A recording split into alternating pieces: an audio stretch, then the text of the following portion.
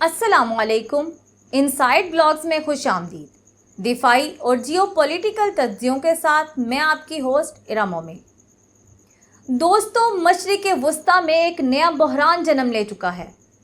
Israel ने Qatar पर हमला किया, जिसमें जदीद जंगी तैयारे प्रिसिजन गाइडेड मिसाइल इस्तेमाल किए गए। इतलात के मुताबिक इन हमलों में JTM बम, पोपाई क्रूज मिसाइल, F-15 और F-35 जंगी तैयारे शामिल थे। सवाल उठता है कि आखिर कतर का दिफाई निज़ाम इस हमले को क्यों ना रोक सका। याद रहे, कतर के पास दुनिया के महंगे तरीन अमरीकी साख्ता पैट्रियट और थॉट जैसे दिफाई सिस्टम मौजूद हैं। कतर ने रिटेलिएशन का इंदिया दिया है, लेकिन इसको बड़े चैलेंजेस का सामना है। कतर के पास जदीद हथियार ज़रूर हैं, लेकिन वो ज़्यादातर मगरबी दुनिया के फ़राहम करदा हैं। कतर के पास हथियारों के सिर्फ ढांचे मौजूद हैं। असल कंट्रोल और अपग्रेड हमेशा अमेरिका या यूरोप के हाथ में रहता है। इसलिए ऐसे हमलों के वक्त कतर के पास मुकम्मल खुद मुख्तारी के साथ जवाब देने की सलाहियत नहीं रह जाती। ये सिर्फ कतर का मसला नहीं, मुत्तहिदा अरब अमारात, सऊदी अरब, मिस्र, कुवैत और उर्दन सब मगरबी टेक्नोलॉजी पर इन्हिसार करते हैं। इनके पास खरबों डॉलर के जदीद हथियार हैं, लेकिन खुद अपनी हाई टेक की सलाहियत सिफर है। इसका मतलब ये है कि अगर अमेरिका या इसराइल चाहें तो इनके सिस्टम्स को महदूद या बंद कर सकते हैं। दीगर आलमी ताकतें भी इस वक्त कोई अहम किरदार अदा नहीं कर सकती। रूस अपनी मगरबी सरहदों में मसरूफ़ है और मशरिक़ वस्ता में फौरी असर अंदाज नहीं हो सकता। चीन दुनिया की सबसे बड़ी ताकत बन चुका है, लेकिन वो बराह रास्त जंगी रिस्क नहीं लेता, ख़ास तौर पर ऐसे वक्त में जो वो अपने इकोनॉमिक डोमिनेंस के दौर में है। क्या ये इसराइल की मैडमैन पॉलिसी का हिस्सा है या नेतन्याहू की चाल, जिसे वो अपनी इंटरनल पॉलिटिक्स के लिए इस्तेमाल करना चाहता है? माहिरीन के मुताबिक ये हमला अमरीकी हिमायत याफ्ता एक सोचा समझा प्लान हो सकता है, या कम अज़ कम इस सूरत हाल को अमेरिका बहादुर अपनी माशी मफादात के लिए इस्तेमाल करना चाहता है। अगर अमेरिका के हालात पर नज़र डालें तो चीन और रूस मल्टीपोलर ब्लॉक तश्कील दे रहे हैं। चीन की हालिया परेड से सदर ट्रंप की बिग 3 तजवीज़ के चांसेस ख़त्म हो चुके हैं। दुनिया डी डॉलराइजेशन की तरफ तेज़ी से बढ़ रही है और अमरीकी मईशत शदीद मुश्किलात का शिकार है।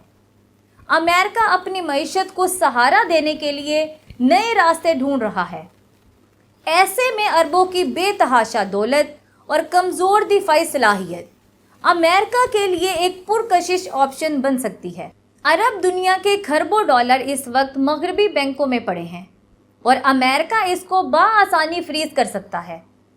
अपनी डूबती हुई मईशत और कमज़ोर होती हुई ताकत को सहारा देने के लिए वाशिंगटन की नज़रें बराह रास्त अरब दुनिया की दौलत और वसाइल पर जमी हुई हैं। ये भी खारिज अज़मकान नहीं कि वो महज दबाव डालने तक महदूद ना रहे, बल्कि अपनी फ़ौजी मौजूदगी को बढ़ाते हुए बूट्स ऑन ग्राउंड उतारने का फ़ैसला करे। बज़ाहिर ये एक बड़ा रिस्क है, मगर डूबते हुए अमेरिका के लिए शायद यही वाहिद रास्ता बचा है कि वो अरब दुनिया की दौलत और वसाइल को ज़्यादा से ज़्यादा अपने कंट्रोल में करके अपनी मुआशी गिरावट को वक्ती तौर पर रोकने की कोशिश करे।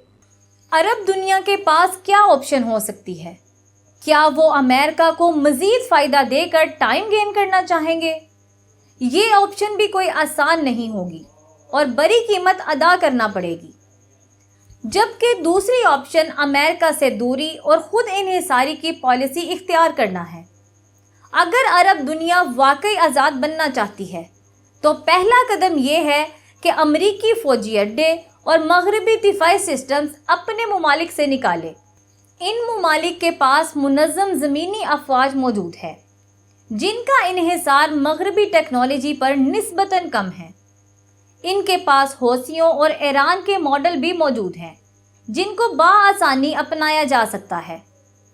ये हिकमत अमली इसराइल और अमेरिका के लिए हकीकी चैलेंज साबित हुई है। दोस्तों, एक और पहलू भी है। کہ دنیا میں اگر کسی کی خود صحیح حد سے بڑھ جائے اور کوئی اس کا ہاتھ روکنے والا نہ رہے تو قدرت کا قانون حرکت میں آ جاتا ہے۔ فلسطین کے شہداء کا خون رائے گا نہیں جائے گا۔ اسرائیل کی بڑھتی ہوئی جارحیت اسے اپنے منطقی انجام کی طرف لے جا رہی ہے۔ امریکہ بھی اس سے وقتی فائدہ حاصل کرنے کی لالچ میں اس کا ساتھ دے رہا ہے، لیکن تاریخ گواہ ہے کہ جبر اور ظلم کی عمر بہت چھوٹی ہوتی ہے۔ امید ہے آپ کو یہ ولاگ پسند آیا ہوگا۔ مزید دفاعی اور جیو پولیٹیکل تجزیوں کے لیے ہمارے چینل کو لائک اور سبسکرائب کریں۔ شکریہ۔